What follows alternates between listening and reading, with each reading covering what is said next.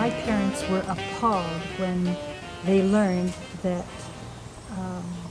my parents-in-law were going to live in a trailer, because they were not familiar with that kind of accommodation whatsoever. And they wondered, into what family did I marry? Well, in the 40s and 50s, we were thought of as trailer trash. I don't know if people didn't want anything to do with us because we lived in these little buildings, but we just stuck together. We hung together. We stuck up for each other. At that time, the trailer business was looked upon as being pretty low down. And I had a filling station out there at that time, and I had a number of my people that said, well, if you're going to cater to these gypsies, we just don't want to trade with you. There is, to this day, when I hear on television the word trailer trash, it's just one of those things that people won't let go of. A lot of people don't have any idea what it's like to live in a trailer park. They think you're living in a box, but it's not that way at all.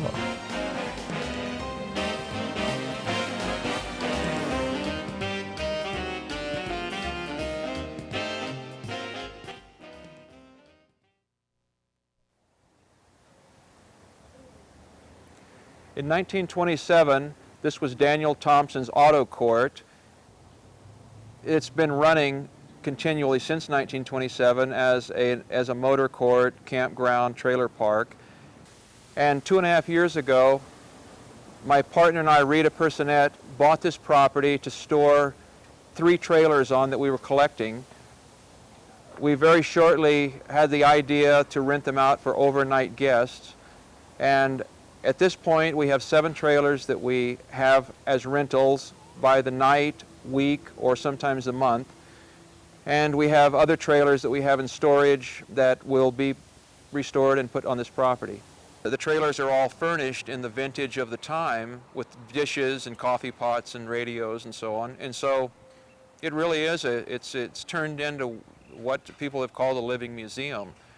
And that, again, it was never an intention, really. It was just kind of, we had the trailers, we thought if we like them, maybe somebody else will like them, and it struck some kind of a chord in a lot of people. There are people that stay here that remember when trailers were on the road. There are other people that have no concept of all. They come here, they see these silver trailers, and they just fall right in love with it. There are a lot of people that, I didn't realize this really until we did it, there are a lot of people that like to go back in time.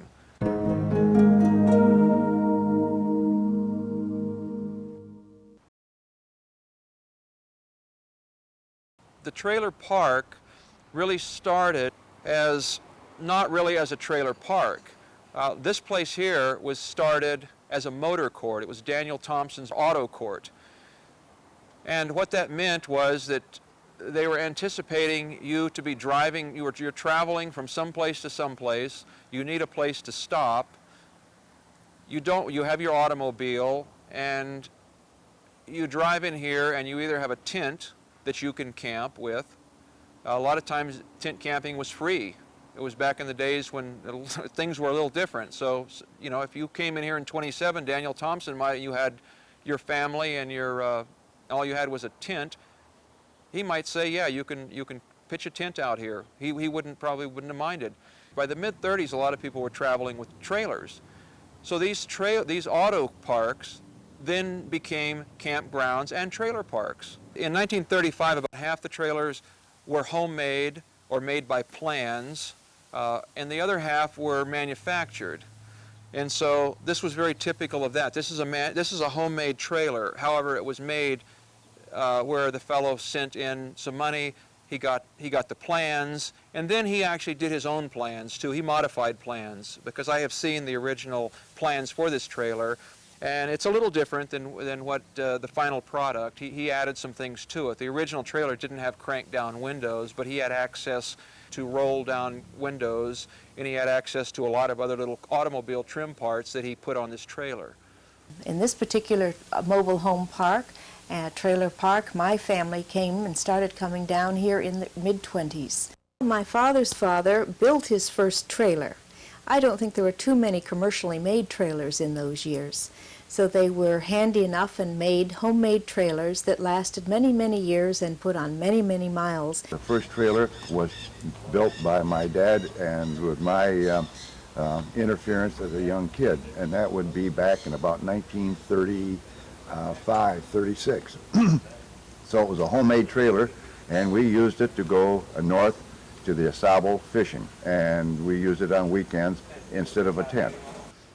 By the time the mid-30s came along, the trailer, I believe it was in 35 that there were trailer companies at that time that were making trailers that the blue-collar guy could afford. We're not talking about a huge industry.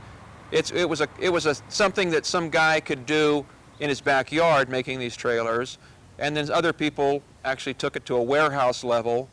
The automobile industry didn't seem to ever be too interested in getting involved in it, so it left it up to a entrepreneur with not a lot of money. You can get into building these trailers. What happened was the trailers were being produced faster than trailer parks were being built. So what that left was people with these trailers with really nowhere to park them. So they would park them on side streets in cities. It caused problems, and in cities like Detroit, they actually had ordinances saying that you could keep a trailer there for 24 hours and then move on. Remember, there wasn't a lot of money around in the 30s. People were moving. They were going from where the jobs weren't to where the jobs were. They were going from the Dust Bowl across this territory to go to California, and there was a lot of people on the move. It wasn't just a lot of hobos out there. So they came from Kansas and Oklahoma, wherever, you know. And they brought their families. And California, Southern California, was the ideal place for them. The federal government had at the time an organization called the WPA, Work Progress Administration. And they built a lot of federal projects like rivers, and flood control, the dams, and so on and so forth. And it brought people from all over the United States into Southern California to work. And so people would come to my father, who owned 10 acres of land there, and wanting someplace to park their trailer. Well, he couldn't do this. He wouldn't do this. But he got the idea, well, if there's such a demand for it, I'll build a trailer park. By 1940, I would say, 39 and 40, WPA had run its course, and people were living in trailers. And just as a way of life.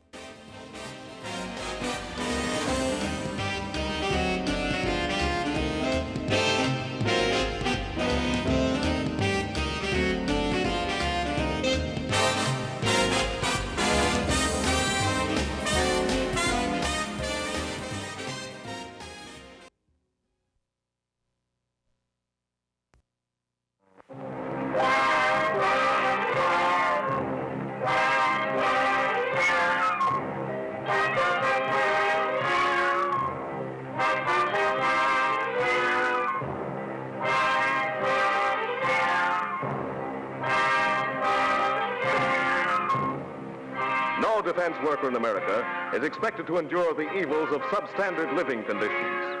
To carry out this policy, Congress created the Defense Housing Program. Slums have taken their toll in health, welfare, and productivity, problems which were greatly aggravated by the presence of thousands of new workers arriving to man the machines of defense production.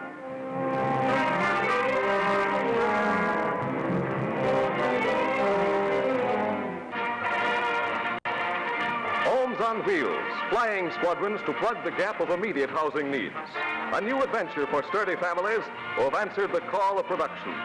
Here they live until their new homes are completed. From one end of the country to the other, there will be more than 6,000 mobile houses in well-ordered projects.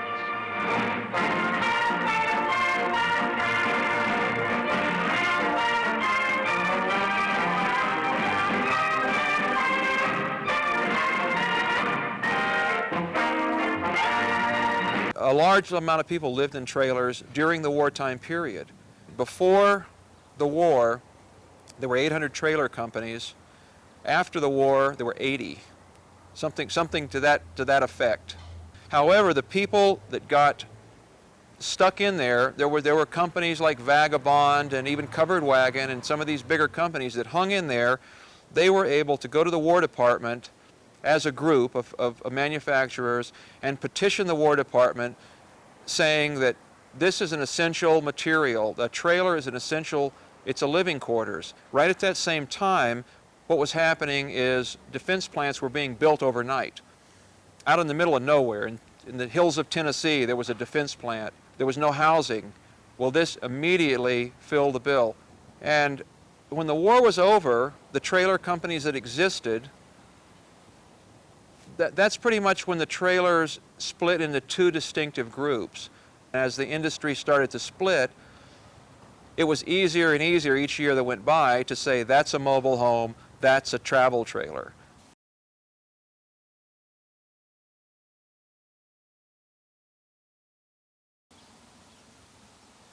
This is a 1950 Spartan trailer. It's a transitional trailer in that it could be lived in quite nicely.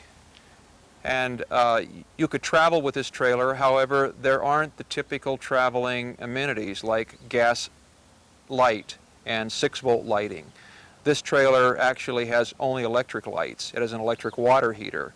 So when you pulled into a trailer park back in 1950, you were expecting to hook up to the electric, hook up to the water, use the facilities at that trailer park. And so because it was a very comfortable trailer, you could actually live in this trailer. And back then, that was in early 1947, there was a tremendously big market for trailers, and they weren't for vacations, they were for homes, because the housing shortage after World War II, probably clear into the early 50s, was really on the country. There was so many new marriages and young families starting that there just wasn't housing enough, so the people were buying these trailers to live in. Well, we lived in Detroit in an apartment, and then we went down to visit Joe's folks in Staunton, Illinois, and Shell Refinery was hiring, and they wanted him to move down, so we talked about it and decided that we would. And so in 1948, we moved to Staunton and stayed with his folks for about half a year. And then thought, well, we'll try and find a place to buy, but there weren't any houses for sale. So we decided to buy a trailer. It was just what we could afford. I was working for a trailer company out there in Anaheim, and we lived in this Orange Grove trailer park, which, by the way, is still there, and rented a trailer in there for something like $14, $15 a month. This is post-war 1950s, late 1940s, early 1950s. A lot of people, I think, were transitional. A lot of people had come back from the war, men had come back from the war. They didn't have the money maybe immediately to buy a house, so they bought trailers because they were more affordable. A lot of nice families who eventually moved out and into regular homes, maybe modest homes, but homes.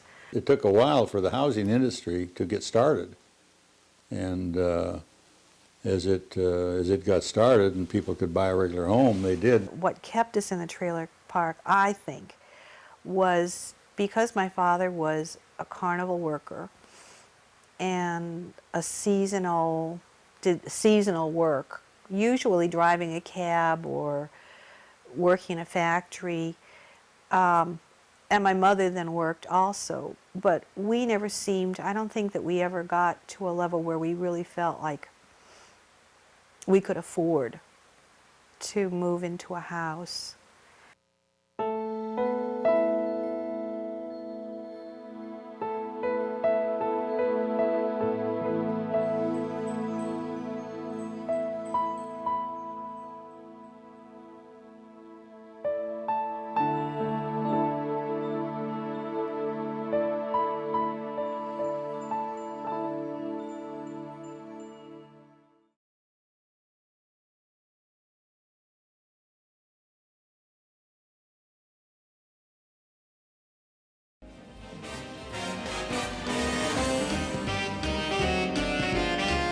We came down to Florida in a little, I think about a 12 or 13 foot little thing where it was so tiny, and we had 3 little girls and a pretty good sized dog. The first trailer that we lived in was like, I think 13 feet, and then we graduated up to a 25 footer. Well, we're not talking about a size that today would be considered very large. I mean, most people who have travel trailers are at least 25 feet, 20 to 25 feet, and sometimes a lot longer than that. And this was all the living space that we had, so you didn't have any kind of real organized living. I know we had electricity. We always had electricity because they had it on the show. I can't really remember whether we had any kind of indoor plumbing. Trailers then did not have toilets in them, bathrooms, and people just carried a pot, and then they took it out of their trailer and took it over to the community house and dumped it. And it used to amuse me, you know, a young couple would get married, and they'd decide they were going to buy a trailer, and in the course of asking all the questions and looking over the trailer, they wondered, where's the bathroom? Well, we don't have bathrooms. We have a community house. And they said, well, what do you do? And I said, you carry a pot. And then after they get married and maybe move into the park, it was very amusing. You could see the girl, the lady, she'd maybe open the door and peek out and have the pot. And when she'd get out, she'd run across there like she was in a 100-yard dash. But later on, as she got used to it and met other people, they walk along swinging the pot and talk to each other, and so it was a totally different thing. By the time I founded Fleetwood Trailer Company in 1950, we were up to, in California was a maximum size, was 8 feet wide and 35 feet long, and the units did have bathrooms in them. Most trailers back in those days didn't have the idea of separate rooms. Like a lot of trailers today have actually doors that close off parts of the front and the back so that you have a little bit of privacy. And one of the things I really disliked, or eventually came to dislike, was the fact that you didn't have any privacy. And for a teenager, that was pretty awful.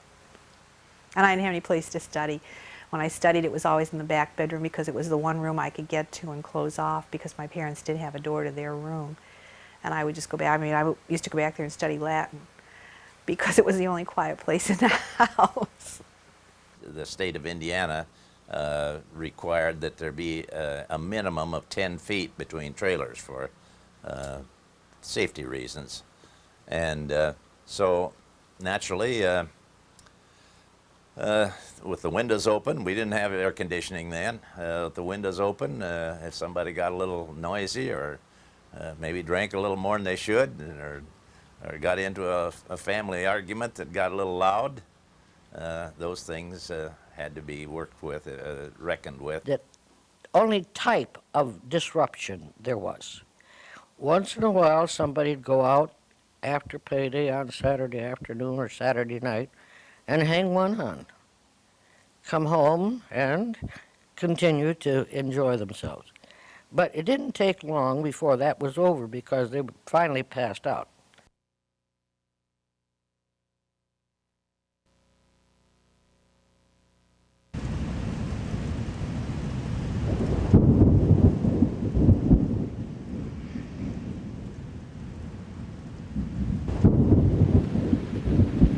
It is a real concern when you live in a very lightweight trailer of metal and a little bit of wood with a hurricane coming through here, it can be all over in a matter of seconds.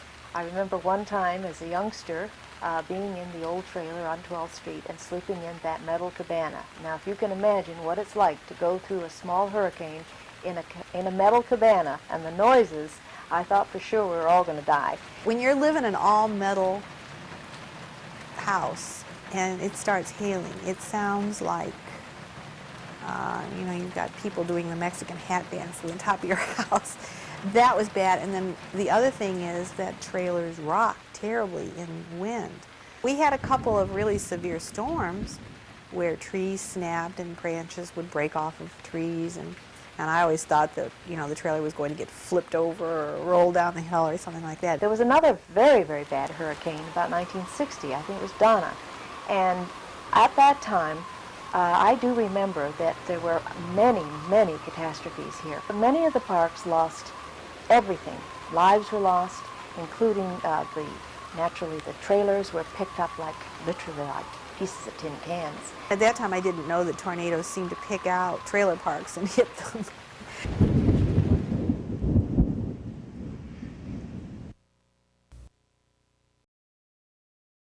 I will say this, a lot of the trailer camps that were around were nothing but camps, and they were shoddy and ill-kept. The homeowners felt as though a trailer park would downgrade the community. They weren't opposed to them, they just didn't want them in their backyard. It was next to impossible to get a good spot to locate a mobile home park.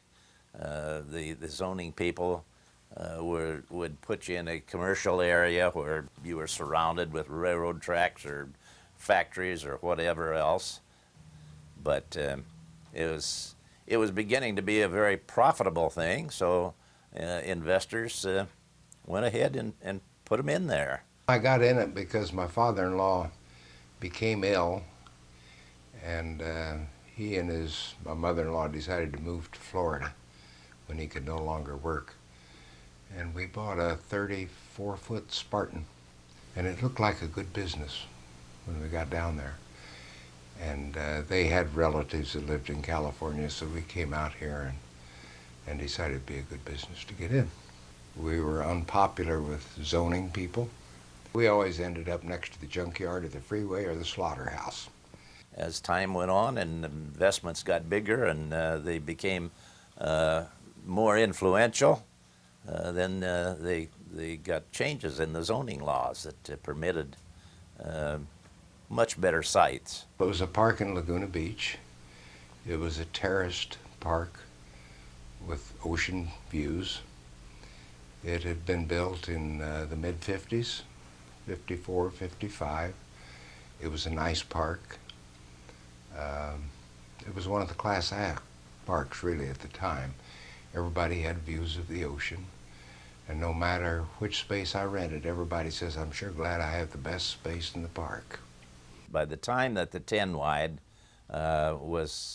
became well known, they were beginning to get a lot of changes in the mobile home communities. They were the lots were bigger, and there were some pretty big investments by the people that built the parks, and they insisted on a different level of people that were there.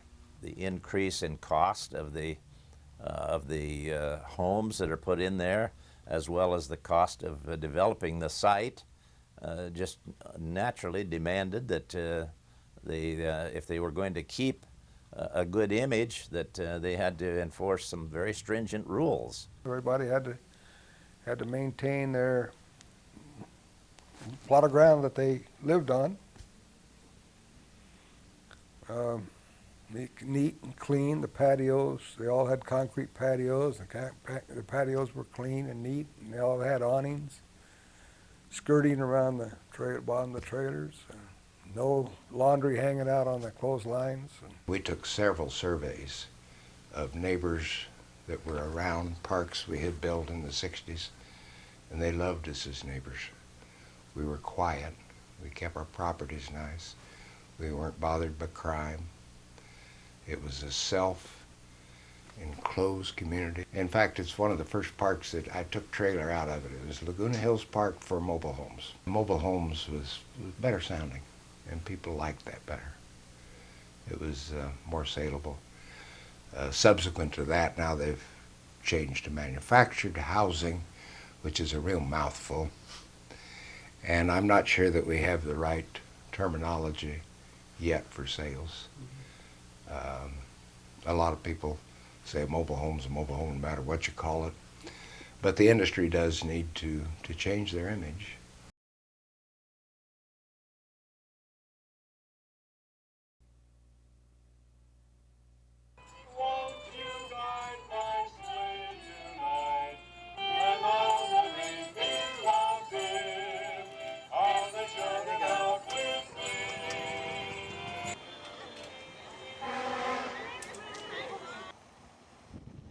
My parents decided to spend the winters in Florida in 1953. They bought a pool mobile and pulled it down here, and they were in about 3 or 4 different camps every winter. My parents went back and forth to Michigan for 3 years, and when it got cold, they came down here because they were most happy to stay here the year round, and part of that happiness had to do with that they could play bingo every day, they could play shuffleboard every day, they could do all these things and not put on an overcoat. At that time, and it's carried on, a shuffleboard was the in thing for the retiree. Dad always had me up on the shuffle court and got a couple other men to play with us, and I wasn't good, but we all had fun. This trailer park it had no tennis courts, and we certainly had no swimming pool. So shuffleboard, I think, was the big thing. And that was very evident in the weekly and monthly championships that would be going on. They had women's shuffleboard, men's shuffleboard, doubles shuffleboard. Shuffling was just a get-together for a little fun.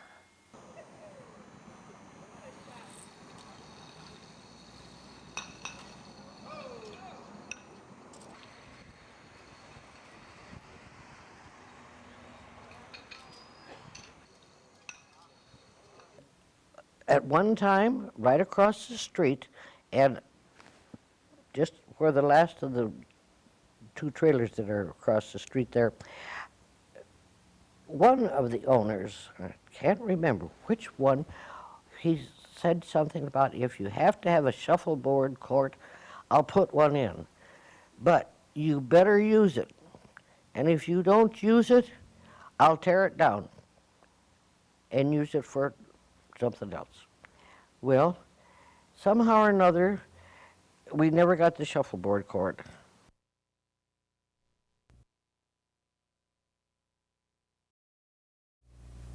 Having your own mobile home, or own trailer, as it were known in those days, was a whole lot better than living in somebody's apartment house.